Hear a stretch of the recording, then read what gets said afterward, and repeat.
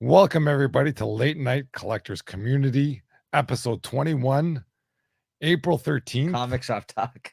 I'm not finished yet here. April 13th, 2022 of Comic Shop Talk. Please hit subscribe, hit that thumbs up, all that other jazz. I'm here with Nico. Well, Nico's here with me. No, I'm here with Nico. That's right. And here we're in the collector's dungeon, it seems. That's right. And we'll see where things go from there. We're going to talk some comics today. Absolutely. And anything else you want to mention? How about that spoiler warning, Chris? Fuck spoilers. We're going to be spoiling everything tonight. We got like fucking 6 comics. There's not much to spoil. So there you have it, guys. You've been warned. There you go. The warning is out. All right. Well, without further ado, then I'm going to say Chris's part here since we switched roles for this one, guys. Let's talk comics. Hey, let's go. There you go. All right. Thank you, Chris, for doing the intro there. For anybody who isn't aware, normally I do the intro, but I was having a little trouble here today getting it started. So Chris swooped in there and took care of it. Thank you, Chris. All right, guys. First one up on here on the docket. We got Batman, Catwoman, number 11. Great looking cover. Chris actually even read this issue based on this cover. He's actually not a regular reader of this title. No, I'm not. Right. So, all right, Chris. So why don't you start us off then with this being maybe your first issue of the series with one issue to go? My bad. Yeah, I bought this on the cover alone. No clue what's going on in the series. Something to do with a baby, Batman beating up the Joker with Catwoman. But great panels, great art in this. You know, I wish I got in there sooner. Like, I thought the art was great in there. And, you know, what else to say? Me personally, I thought it was a decent issue with some enjoyable moments and scenes, bringing us closer to the conclusion with only one issue to go in this 12-issue series. But I think, I hear what you're saying, Chris, coming in at this point of this story that's been kind of an intricate plot in the sense that it's being told through 3 different timelines, that's why I didn't know that part at all. I was about to say that's probably why you're a little bit lost with kind of jumping in here at this moment in time. So this story is being told through 3 different points in their lives, back in the day, like the younger days of Batman and Catwoman.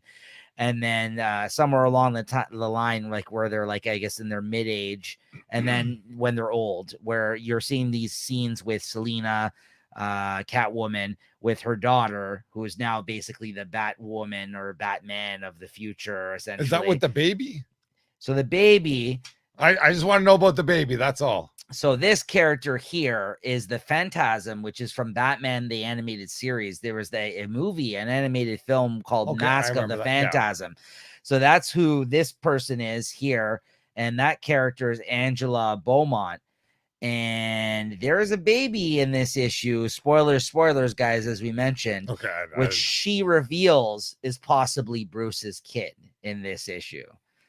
There's a moment where the Joker steals the baby in this. It's a very scary moment where he throws the baby up in the air and it looks like it's going to maybe hit the ground, crack its head open or what have you.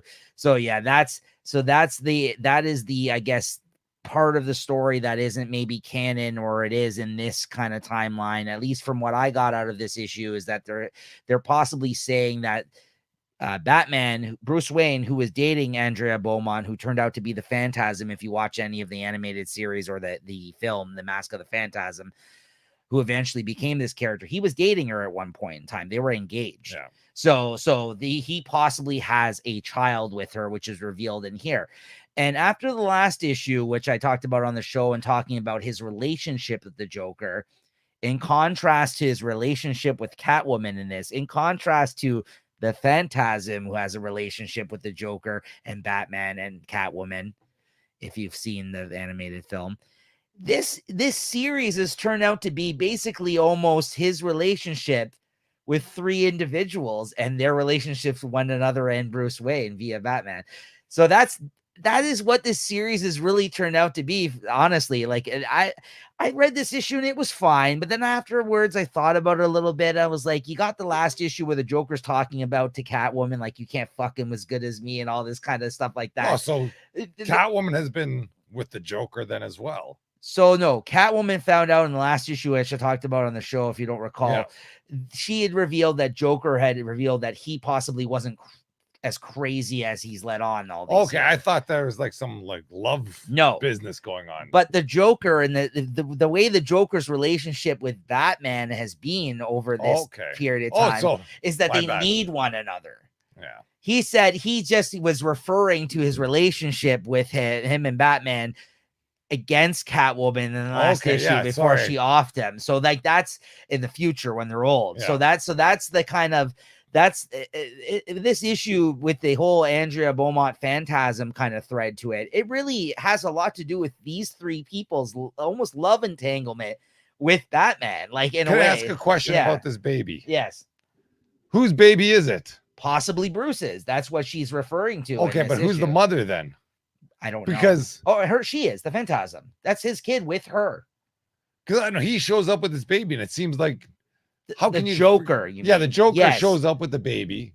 I guess he stole her from the Phantasm. But like, how can you not be freaking surprised that your baby's gone or that it's your baby to begin with? That's the only thing. Unless I'm totally off base here, but I'm just confused on that. So I think that somehow he got a hold of the baby and stole her from her in this issue. And then there is a little bit of dialogue that maybe makes it so it is hinted that this is Bruce's child because he did date her. There's a little bit of context you got to take with knowing about these characters as well going into this. Off base on but there's also like 10 issues that preceded this. And I don't necessarily say that. I don't think that's necessarily going to help you all so much. I think you got to also know these characters because the Phantasm character has really only been mostly in the animated series. The fact that she's in this series is really bringing her to the comics a little bit more. So she's appeared, I think, here and there, but not to this degree, as she has been in this series. So so it's pretty interesting, honestly. Like for me, when it was all said and done, I gave it a 3.5. It wasn't the strongest issue, but I think by the end of it, the more I thought on it, I thought it was pretty interesting because I felt like this is really just describing Bruce Wayne or Batman's relationship between all these people in his life, honestly, and how they interact. How they've all crossed paths with one another as a result of being in his life. Even the Joker is almost like a love interest in this sense. Like Catwoman is the woman he's with now, but she's got to deal with Andrea Beaumont, who is basically the Phantasm, who possibly has a love child with Bruce, which we find out in this issue. And then on top of that, you also have the Joker's relationship, who's possibly the closest person to him in his life at this point because of all the time that he's spent with him. And you know what I mean? The bond that these two have as being, well, all I got to say is if you want to see a good story about the Joker and Batman's relationship, I think it's like Lego Movie 2 or something, or Lego Batman. That is like the greatest story of Batman and Joker's relationship. Yeah. But anyways, I thought this was a great cover, great art in there. The story was a little wonky for me. Like I said, I'm just stepping in though, but I'd give it a 3.5 as well. Okay, there you go. All right, next up, we got X-Men number 10. All right, there it is, X-Men number 10. Chris, what did you think of this one? I thought it was a nice issue that focuses a lot on Laura, a lot of little storylines touched on, and but it doesn't amount to much though of the storylines in there. And at the end, I don't know if it's spoiler warning. Let's see. It looks like we're going to Game World, and I'm happy for that. I guess I'm interested to see where that goes. Yeah, I agree. I think the most interesting coming out of this issue was the whole Game World aspect. There is a surprise character shows up at the end that I don't think has had a lot of interaction with the X-Men that I'm actually looking forward to seeing show up in this, and how he's going to play into this story. I mean, I guess he is a gambler, hence the whole Game World aspect to it, and someone that is definitely involved in that.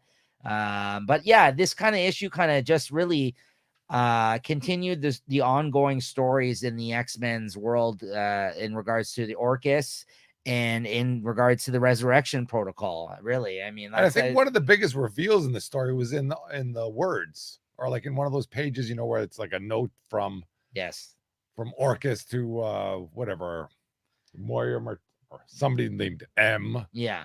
kind of just reaching out to somebody, and that was the biggest reveal, I think, in the whole story. Yeah.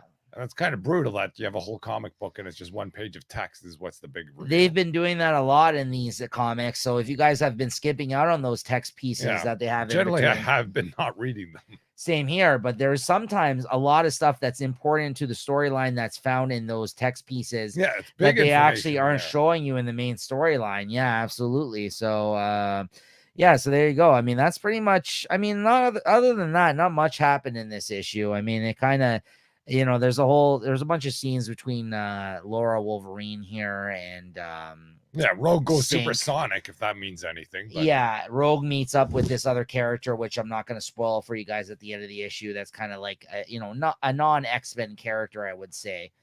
But yeah, Lady Deathstrike kind of comes back out of Resurrection Protocol and poses a bit of an issue with Laura at one point of the story, but then by the end of it, it seems like they've cleared everything up. Yeah. So yeah, that's about it. I mean, nothing too crazy going on in this one, but you know, I don't know. What'd you think of it? 3.5. Yeah, same.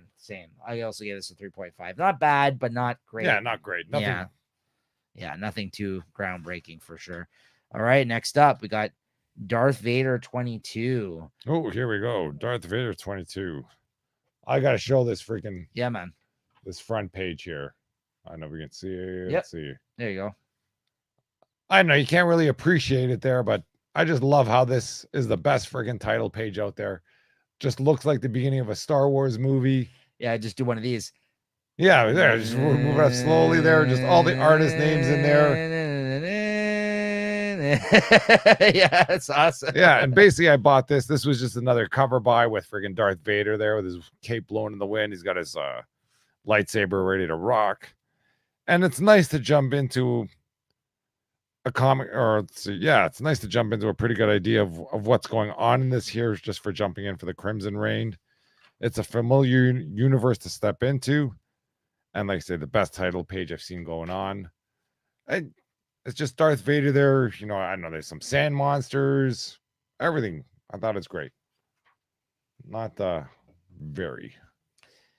Yeah, I haven't read this myself. Chris just read this particular issue, but I've been hearing good things about this run overall. So I am excited to check it out eventually. Maybe if when they bring out the omnibus of this, because it seems like they've brought one out for every writer on Darth Vader's title. They've been bringing out the big hardcover for by the end of it. So what'd you give this overall? Yeah, basically Chris? Darth Vader's looking to restore order there. He's trying to join up with like one of Padme's handmaidens. But I'll give it a 4. Not really, because I was expecting a lot less from just something I was going to buy for the cover. All right, there you go. Next up, we got Gunslinger Spawn number 7. Cool looking cover. And this is actually released from possibly a week or two ago. I guess Chris didn't pick it up. Yeah, I had a little bit of a light week there, and it was sitting on the rack, so I thought I'd pick it up there because, you know, look, what do you got? Got clown on the front there, a bunch of mini clowns. Yeah. Violator. And yeah, and I got this because it was a quiet week, and it's a good issue with the clown and gunslinger plotting to open up the dead zones. So they're look at it. And this, that's good art. Like, this is what I think of when I get a Spawn issue or a Spawn comic. You know, I don't really care what's going on with the story. When you got art like this, story doesn't really matter so much. But I'm happy that this had a great story in there with Spawn or Gunslinger, Spawn, and Clown. And they were kind of teasing each other that they're both going to turn on each other because, you know, Gunslinger still wants to get back to home, and Clown basically has the way to do it. And then what's his name? Gunslinger. He's a gunslinger and he does what he does. So the plan goes awry, let's say. But I'm just happy to freaking have a nice story with a story I could follow. Mm-hmm. And it's just good to see, you know, some classic Spawn characters that I recognize, not like these angel and devils. You don't know who they are when they're freaking in human form. I was going to give it a 3.5 just because it's not a crazy freaking Spawn story, but I'm gonna give it a 4, but just because it's Nice. exactly what I expect. Nice. This is what I expect to buy when I buy a Spawn So you comic. back on the Gunslinger Spawn then? Because I know you were wavering there to the point where you're only going to stay with Scorch. You said last time. This was definitely better than Scorch the way it was. Interesting. I might kind of float through and like I say, if I see good stuff, play it by ear. Pick it up. Yeah. All right. Next up, we got Flashpoint Beyond #0, which is, I guess, kind of like the setup issue to this like mini event that's going on right now, or like the prelude, I guess you want to call it. So this is a mini series continuing some of the story trends previously started in Flashpoint and like Doomsday Clock, other things that Jeff Johns has written for kind of like his, the bigger picture DC universe type shit that's been going on lately, I guess you could say. And like there's threads of Doomsday Clock that are entering this story as well, like stuff from Watchmen, essentially. Like there's a reference to when Batman here is trying to figure stuff out, and he's got Marionette and Mime here that were in Doomsday Clock as main characters, I guess, that ended up in the DCU main universe from the Watchmen universe in Doomsday Clock that Jeff Johns also wrote. They're now there still with Batman, and Batman basically gets them to point out as he's looking over some of these like, I don't know, older artifacts as he's looking through them, which are kind of like Watchmen remnants from the story Watchmen. She mentions that this watch here was the watch of the wife of Dr. Manhattan. So it looks like, I don't know, for better or for worse, he's maybe investigating why the timeline has changed or what he can do to possibly change the timeline. Meanwhile, back in post Flashpoint's timeline with Thomas Wayne, which is Batman's father, in the Flashpoint timeline, if you read Flashpoint, once, Flash puts everything back somewhat in order, or at least the fallout from that event, even myself, it's been a while since I've read that. Thomas Wayne in the Flashpoint universe became Batman because Bruce was killed instead of his parents in that scenario. So it kind of did the opposite effect. And Martha Wayne became the Joker. So that's kind of what they're showing you a little bit of in this little scene there. That's who she becomes. He becomes a vengeful Batman, not a Batman like where Bruce kind of does not kill. Thomas Wayne, will kill if necessary. I find he's a little bit more fast and loose with the way he kind of does his business. He's very much more a pissed off, vengeful Batman because they killed his son, a young boy.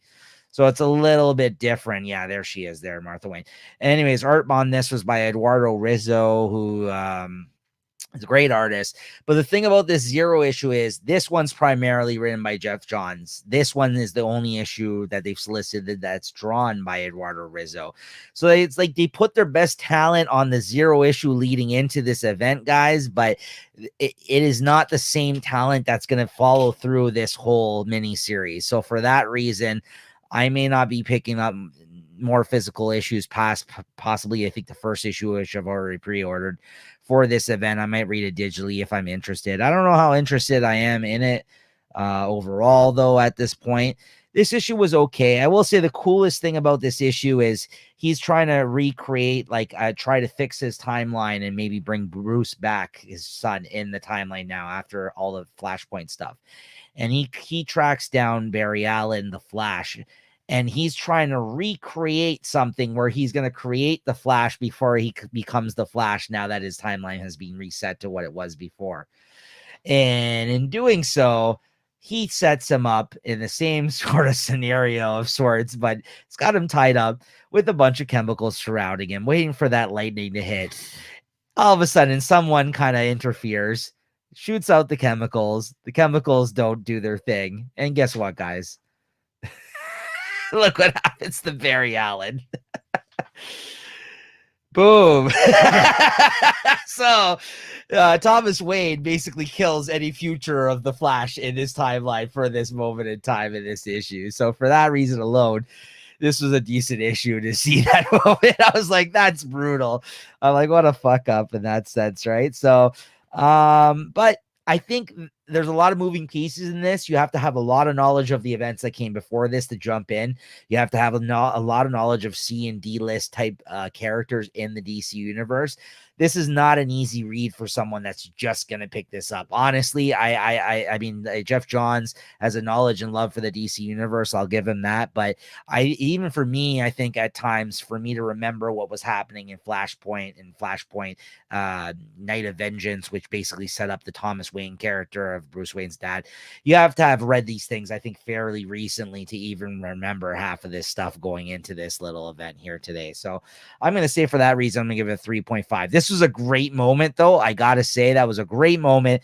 I wasn't confused, but I could have used a reread of that previous material before picking this up. So I don't know how interested I am in terms of continuing with this one, but it was decent. It wasn't bad. So yeah, it's Flashpoint Beyond Zero. But that is a buzzworthy happening there with. Oh, of course, because it's Flashpoint. With I mean, Flashpoint getting freaking fried. That kind of Anyways. Yeah, no, it is. It's a big deal. I'll definitely be reading that one online. Yeah, it's worth checking out. It wasn't bad, but we'll see how it progresses. I'm just worried about the actual Jeff Johns is only plotting the rest of the series. He's not the main writer of the series. Like, he's plotting. There's some other writer he's bringing in. So whether or not that's going to be good, I don't know. We'll see. If it was Jeff Johns helming the whole thing, I'd be like, okay. But anyways, and then we got Suicide Squad Blaze #2. Another DC Black Label oversized kind of like magazine size issue that has come out from DC. I believe I gave the first issue my favorite book of the week when it came out. There's a really great debut issue. There's another good issue. I wouldn't say it was as good as the first. The first one was probably a little bit better than this one, but this was still pretty solid. Hey, guess what? In this timeline, because this is a continuity DC Black Label thing, in this issue, Superman gets killed. There's people getting killed off of these things. Wow. What can I say? Yeah, Superman gets killed. So he basically goes at the end of the last issue. They set up the fact that he's probably going to go and hunt down this creature that these Suicide Squad new members have been tasked to take down, who's like some weird kind of guy that like blurs out and you can't even see him when he's attacking you, and he's like a weird kind of manifestation of a being of some sort, right? We don't really know too much about this guy. Anyway, Superman tracks him down, and being Superman, he's like, listen, we're not trying to hurt you, I'm here to help you, blah blah blah. This is just one of those other characters hooking up with another member, so that's not that. But it's interwoven between Superman actually fighting this guy. As you can see here, he's not doing very good, and the art's very blurry and kind of weird looking, and it's like distorted, so it's hard maybe to follow what's going on at all times. But whatever that mess is right there, Superman's getting taken down, and then later in the issue, this team that's been tasked to find this dude show up and they find a dead Superman corpse, and the Justice League is trying to they're addressing the media. They're doing their kind of usual Justice League thing in front of the, in front of the news and all that. And they're like, don't worry, we're going to find Superman. We're going to, we're looking for him. We're really upset about this whole thing. We're going to track him down. Meanwhile, these guys came across his corpse. Like, he's done. Like, this guy killed Superman as far as we know. So that's pretty crazy. Like, he's a threat, this thing, whatever they're fighting here, this blurry monster thing. And anyways, the rest of the group, they kind of get together with the Suicide Squad members, the Peacemaker, King Shark, and Harley Quinn. And, they come across this dude. There's a scene here where one of the characters comes across him, and he's butt naked. Okay, that's him right there. You can actually see him. He's not all blurry here. He's butt naked, and he's got a huge boner beside him. He's like aroused, and they're like, do you have eyes on him? And this dude, the guy with no arms from the first issue, he's like looking at him, and he's like, yeah, I got eyes on him. And he's like literally beside him, and he's like, he seems aroused, and he's got like a fucking huge boner there. He's like, I don't know. He's like watching the women of the team and fucking like getting horny and shit like that. And then later they're trying to look for DNA of this guy so they can run. Yeah. They're trying to analyze some shit. Okay. And then it gets to this point where they track him down, and Peacemaker, okay, plucks one of his pubes. He sees the enemy pube. It looks like they write it up in the big letters Yeah. there. That's what's there on the back too. So as you can tell, this is a pretty funny, out there, weird comic, guys, with ultraviolet, pretty dark. It's it's a great comic though for a Suicide Squad comic. I'm loving it, man. I really enjoy it. I have seized the enemy because they're trying to like track this guy down and get some like DNA extraction Well, from they got him. Yeah. Anyways, one of the other members of this group, the Blaze group, ends up about to self-destruct, like, Oh yeah, because that's eventually they all self-destruct with this power that they've taken on. Anyways, they had some sort of scenario in mind where King Shark actually swallowed him and now has become one of these because he's now absorbed it. Yeah. Exactly. So now he's a ticking time bomb as well with the rest of the group, King Shark, and they're one group member less the other group outside of the main Suicide Squad. So anyways, another good issue. Really enjoyed it. Really weird, really out there. I gave it a 4. It was a solid one. I'm looking forward to more. I think it's a 4-issue series that's coming out every 2 months bi-monthly. Yeah, pubes. That's it. We have seized the pubes. Yeah, he sees the pubes. All right. Elektra 100, Chris. I also read this, but why don't you start us off on this? All right. So we got Elektra versus Typhoid Mary through basically the first story, and that's what it's all about. Yeah. And let's see. It's a bit of a deep dive into Mary's personalities and how she copes with it. I don't know. It made me feel a little sympathetic towards her. It's a nice story, but there's really not much to it, especially with, I guess this is during the Devil's Reign. That's not after Devil's Reign, definitely. It's definitely before. I think this doesn't even take place with Devil's Reign. I think like it kind of messes up the Devil's Reign story because now you have Elektra and Typhoid Mary kind of being cordial to each other. That's one of my issues with this issue is the fact that I don't think that you could really tell what moment in time this actually took place. Like, I don't know where this fits in the grand scheme of things now. I don't know if this is just like some one-off. Well, yeah, it's definitely just some one-off, but it doesn't fit in anywhere. No. It's a nice story, I thought. I thought the art was great for the first story. Like, it wasn't the greatest stuff, but it was a little freaking cheesecakey. Oh, there's definitely the up view of her ass there. There's a crazy view from like underneath her at one point. I gotta say that I was impressed by the angle, so to speak. I don't know where it is. Well, there's a lot of freaking views there. Basically, got two. You got Elektra in her. One. Yeah, you got Elektra in her freaking ninja attire there, ready to freaking rock and roll. It was a nice story, but like I say, it didn't really fit anywhere. Just pretty much like Elektra 100 doesn't come out of nowhere. There's no Elektra 99. I don't think there's going to be Elektra 101. It's just an Elektra 100 just came out of nowhere. And then there's the second story. I don't know if you if you went on to read that. I did, I like that one. Yeah, where Matt tries to do the dance with no pants. With Elektra, basically, that's what it was. Yeah. And whether he wins or he dances or not, who knows? Like, you gotta have to read that one. But that's it. I'll give this a 3.5. I thought the art was bad. Oh, you didn't like that? No, I didn't. There was some scenes that were okay, others not so much. I thought the story was bad. I didn't like this comic. Yeah. I didn't think it was relevant. I couldn't tell what point in time that it took place, as you mentioned. I thought the backup story was good, and I thought the mini comics they had at the end past the backup story, the little cartoony ones that they had, were good.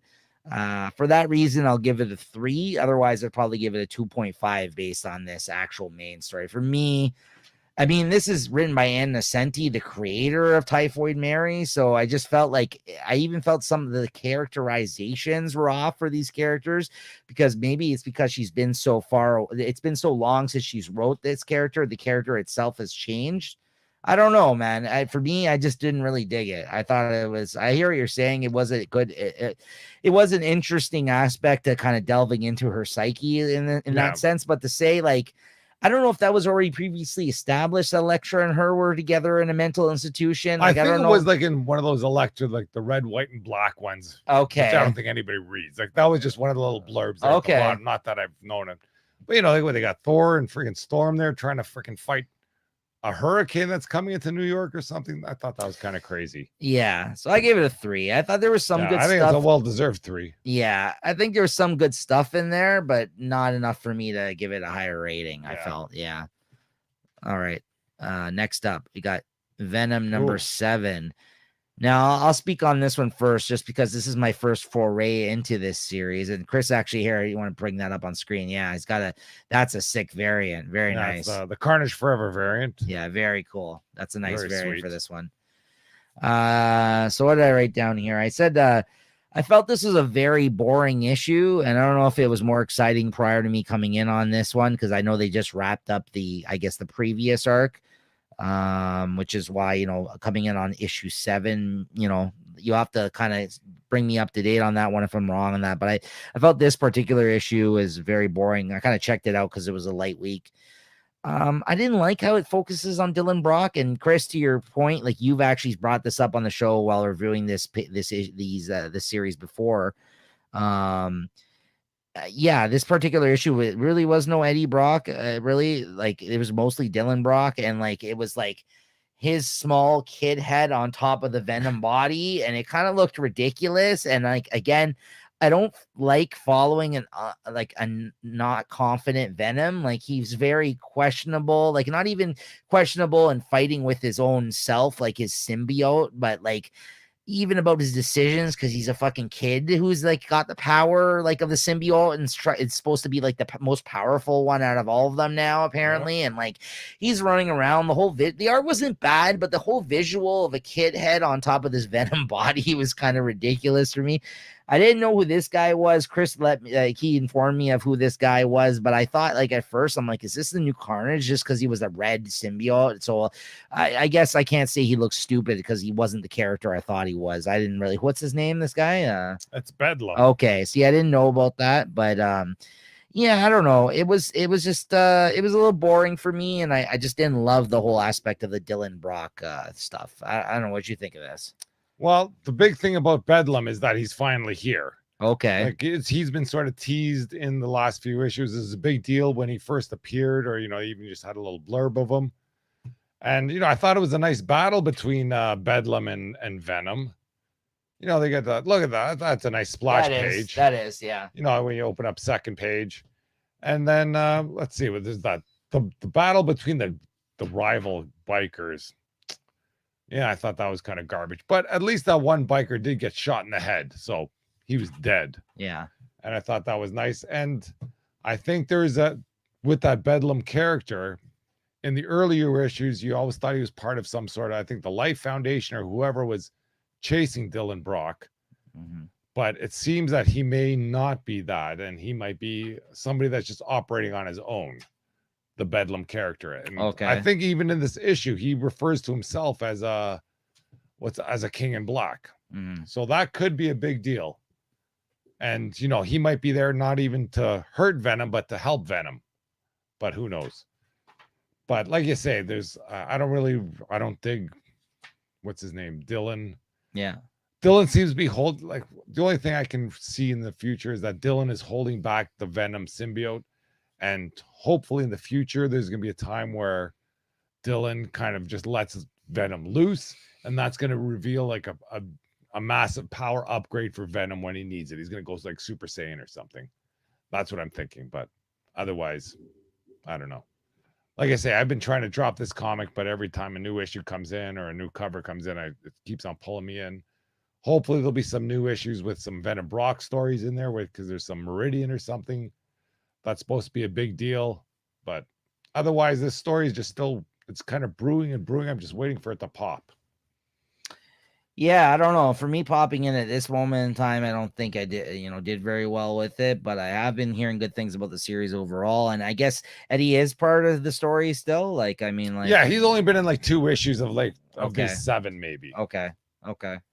So Yeah, I mean, I'm not opposed to seeing a kid like take on the mantle or whatever, like, but I just felt like the whole tone of the issue is not what I expected coming into Venom. And I think that while Donny Cates set all this in motion with the series before and played with these same pieces of these characters and introduced Dylan, introduced that cat symbiote, introduced a lot of these things, the way he kind of just, I think, wrote them or approached the situation with these characters is just different than what was displayed here for me in this issue.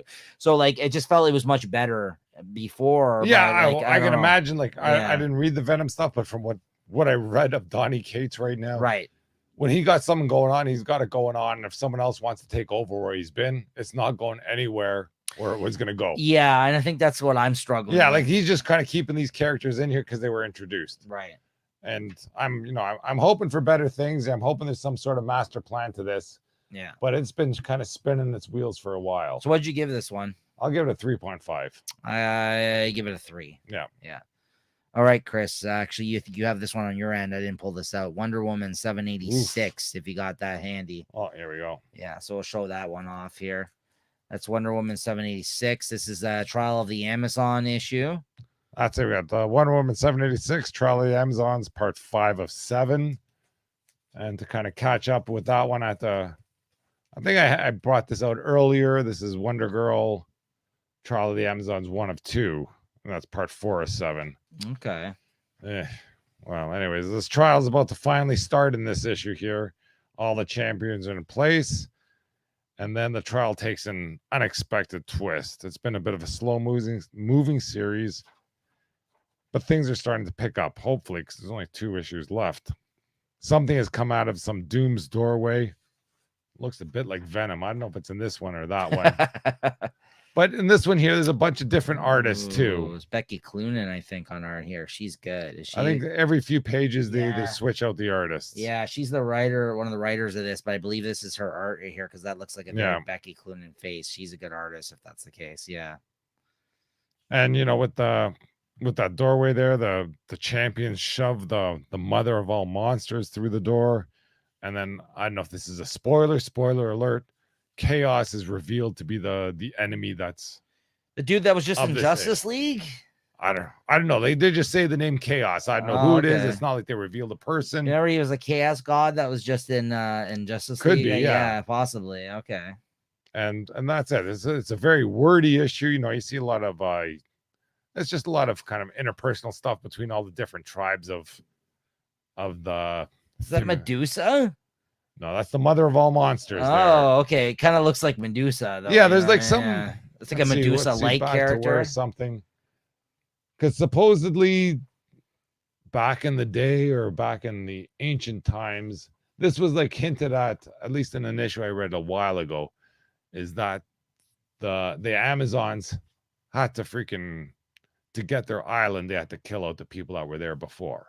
Oh, really? Themyscira. Yeah. Okay. Yeah, and I think that's like, here they're in the arena, and then the arena collapses, and now they're in a tomb with a bunch of skulls of maybe the people. Okay. Like, maybe there's a dark history. Interesting. Okay. To them. That's interesting. It is interesting, but they freaking really stretch this interesting story out for freaking a long time. Yeah. Wow. And they mixed it in with that Hippolyta being dead, and they're still trying to figure out who did that. So there's a lot of stuff to wrap up. I don't know. I'll give this a 3. Okay. I'll still probably read the fucking next 2, but pretty bland week from what I'm hearing back and forth. Sorry, man. Same with me. No, same with me. I believe me. All right. So next up, we got the Image 30th anniversary anthology. I actually read this digitally. I don't have a physical copy to show off here for you guys, but I did want to mention this because, this is a year-long anthology, which basically was a mixed bag of stories, like all anthologies for that matter. To its credit, though, there is a wide array of talent and different types of stories to be found here. So there's something for everyone. I think you'd be hard-pressed not to read this and find something that you enjoyed out of it. Now, like me, I only probably enjoyed about half of the things that were featured in this issue, but again, that's kind of like how it goes with anthologies. But there was definitely some standouts. I thought one was called Old Dog, The Drop, which is written and drawn by Declan Shalvey. That was probably my favorite out of the bunch. Then you also had artist Scotty Young, who's basically doing a page comic strip or a double page spread comic strip for every issue.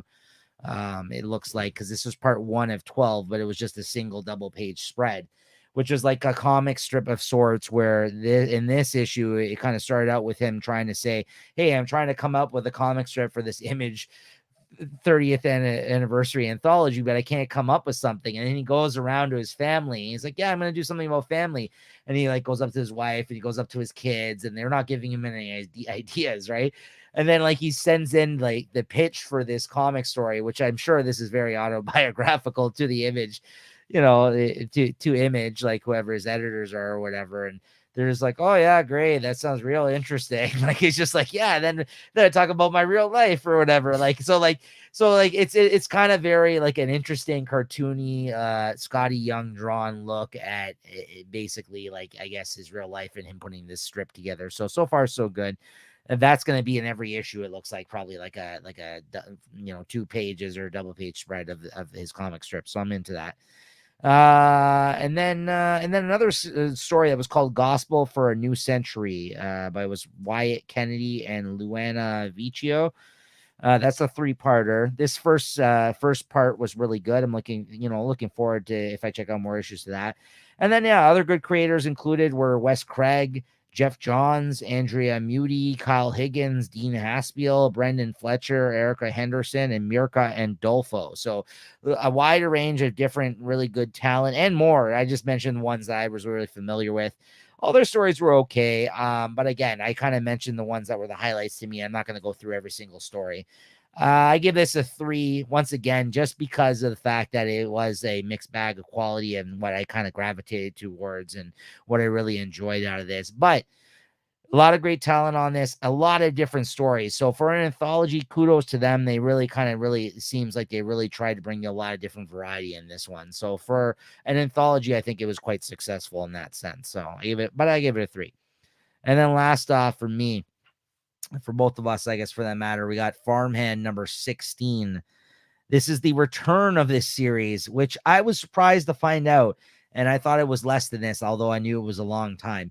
2 years ago, guys, the final issue of this that came out, or not the final issue, but the last issue of this was issue 15, written and drawn by creator Rob Guillory, came out in March 2020, prior to the shutdown and everything happening because of the pandemic. So this guy clearly had taken a step away once that happened. He does a nice little letter at the end of the issue to explain. Obviously, like everyone else, he said he didn't expect that to happen. He was going to maybe take about a 6-month break to catch up and finish out the series at that time, but then the world basically went up in flames. So he said he focused on his family. I'm sure did a lot of private commission work as an artist and kind of just, focused on what was going on at home for a little while. So we can all relate to that in some sense, right? So I got to say, was it worth the wait? I will say he did a good job of actually recapping everything. As you can see here, he did a great kind of 2 pages dedicated to a recap and kind of like catching the reader up if you had forgotten, which again, it was 2 years ago. So even me, myself, I had forgotten a lot of things that occurred about this story. Basically, Farmhand is, it was, a good, or it's a story about organically grown body parts gone bad, essentially. This person basically started a farm where he somehow was able to grow artificial fucking arms and fingers and all kinds of different body parts that seemed like a miracle at first to the people that were getting these transplants, heart, whatever. They were anything you needed, he was able to produce on this farm. All of a sudden, something went wrong. And the people that did have these body parts attached to them or, put in their body or whatever, started like mutating and stuff like that. And they're all kind of like linked together like a hive mind. And there's a weird kind of thing going on now and everyone's transforming. So we're basically now dealing with the fallout this second half of the story. So this is going to conclude on issue 26, he said. He's already got several issues drawn past this. So he's pretty much, he said these are going to be coming out on a monthly schedule as planned. and he's going to be wrapping up the series the end of this year, if not early 2023. So it was a good series, guys. I really like his art. He was an artist on the series Chew that was really popular from Image Comics previous to this, and this was his first kind of writing and drawing, kind of written and drawn comic that he kind of did it all, and I've been a big fan of his for a while. So check it out if this sounds interesting to you. Farmhand, I think it's collected in 3 trade paperbacks if you can't track down the issues from 2 years ago, because 15 issues in. So, it sucks. I mean, it happens though, guys. So there you go. That's Farmhand. All right. That's right. I said Farmhand, not Farhand. A guy that shows up on the late night chat network. Shout out to him. Shout out. That's what else. Yeah, exactly. All right, guys. So that's going to do it for our weekly comics for the week of April 13th, 2022. Although I did want to follow up on Chris's from the vault from last week today with you guys. Yeah, watch this. So I did mention this last week on the show. Oh, he's slapping him down to the ground. Yeah, not those. No, those are ones from today. And that's Punisher Armory. All right, let's take a look at this one, guys. Hold on a second. Oh, my phone's up there. Punisher Armory. Here we go. This is number 1. Okay, it's in the bag and board still. This is Punisher Armory number 1. We'll look inside this bad boy in a second. I want to show you the other issues in this series, at least the covers. I have the whole run here of Punisher Armory. I mentioned this. Chris showed the swimsuit edition of Marvel Illustrated last episode. And we were talking about gimmicks that occurred in the 90s and how like something like that, like a swimsuit edition of a comic book probably wouldn't come out today. And then I mentioned to Chris in passing, hey, do you remember Punisher Armory? It was a series dedicated to just showing pictures of weapons in his armory. Like it was just illustrations of weapons that the Punisher has with little blurbs by a writer who actually wrote it like it's like a magazine of guns and ammo showing off these weapons. So I have the whole 10-issue run here, guys. So here we go. That's Punisher Armory number 2. Number 3. Now I picked these up on the cheap, guys. I found these like, in like the dollar bins. So yeah, sick covers though. That's for sure. If you do come across these, they're just fun. They're not like, they're not like a great run of comics, I would say, because there's not really comics. There's just illustrations and any key issues in there. Yeah, I know, no. But these are fun, guys. The fact that these exist, that they sold these to children, illustrations of weapons, guns, and descriptions of them is pretty crazy. But Punisher was hot back in the 90s. Like Chris mentioned, anything he would just show up in a comic as a cameo and it would sell like hotcakes. So there you go. The Punisher Armory number 4. Number 5. I think it's a John Romita Jr. cover, possibly. That's an awesome one. Look at that one. All right. Number 6. Number 7. Okay. Number 8. He's like a ninja on that one. I don't know. They started getting weak there as those covers went by. Yeah, look at this one. Number 9. And finally, the close-up of number 10 there. Let me see that John Romita Jr. I have a keen interest in this because he's going to be picking up Spider-Man. Yeah, I believe that's a John Romita cover, if I'm not mistaken. He worked on the Punisher at that time, Punisher Warzone. And now let's take a look inside issue number 1, shall we, guys? Let's take a quick gander at this one. Let's see what guns were popular in 1990. Yeah, there we go. So this is Punisher Armory number 1. Oh, the Uzi. I believe that Uzi was made popular in Commando. Yes, that's right. It was Arnold Schwarzenegger. So there you go. So as you can see, there's little blurbs and a full page spread of guns in the warehouse or the Punisher's, I guess, hideout or something like that, where he used to be with Data or Microchip. Sorry, not Data. Star Trek. There you go. There's a bazooka, also made popular. All I can say, I'm loving these weapons so far. Right? They came over the top 2. Right.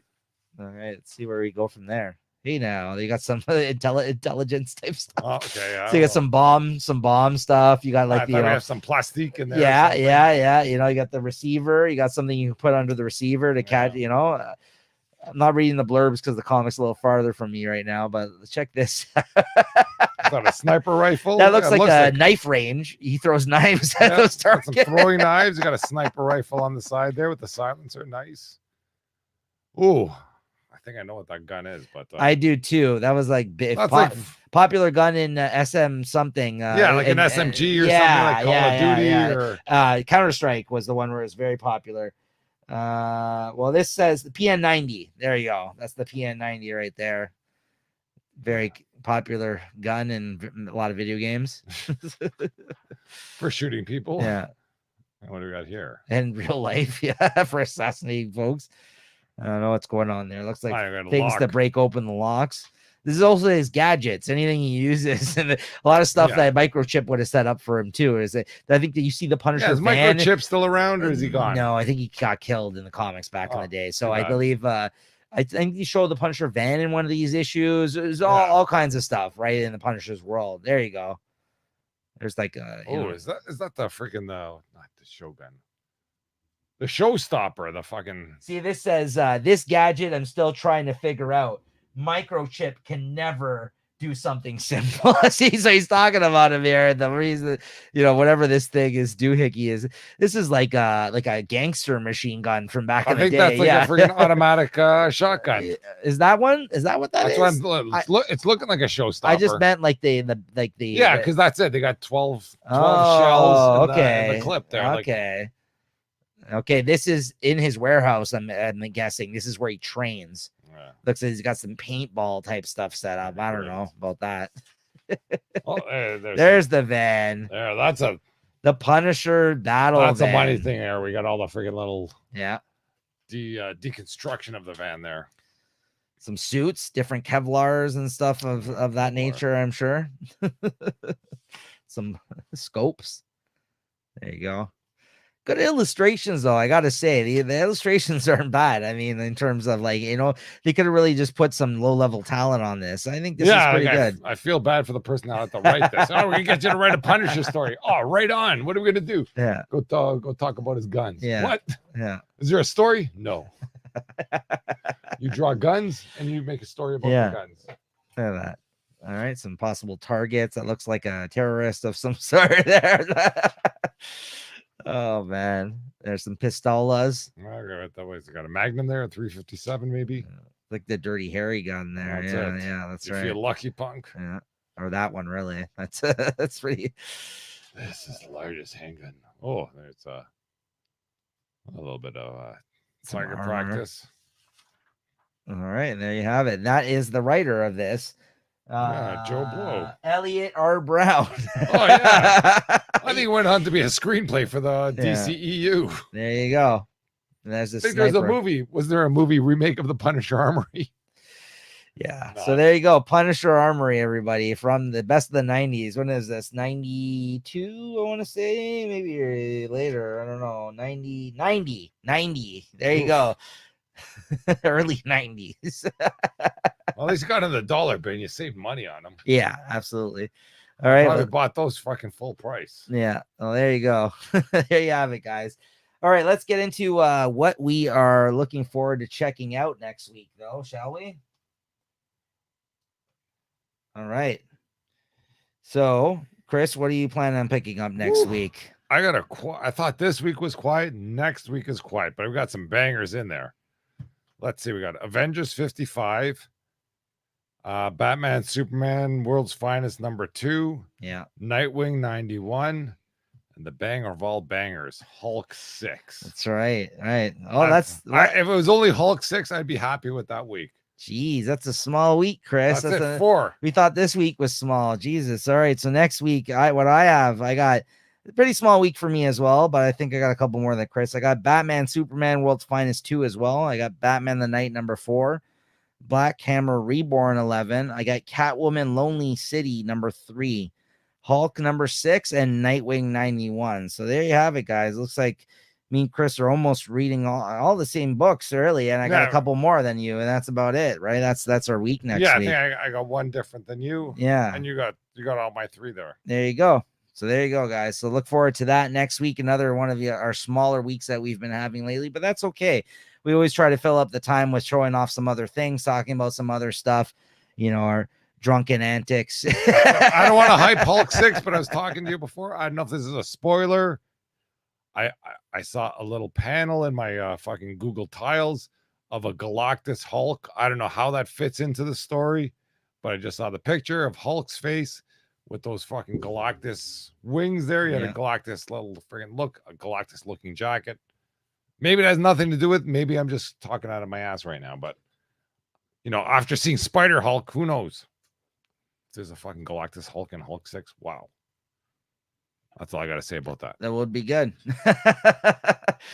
All right. So with that being said, though, our favorite book of the week, Chris. I mean, I know it wasn't a crazy week, but what would you say out of everything was your favorite?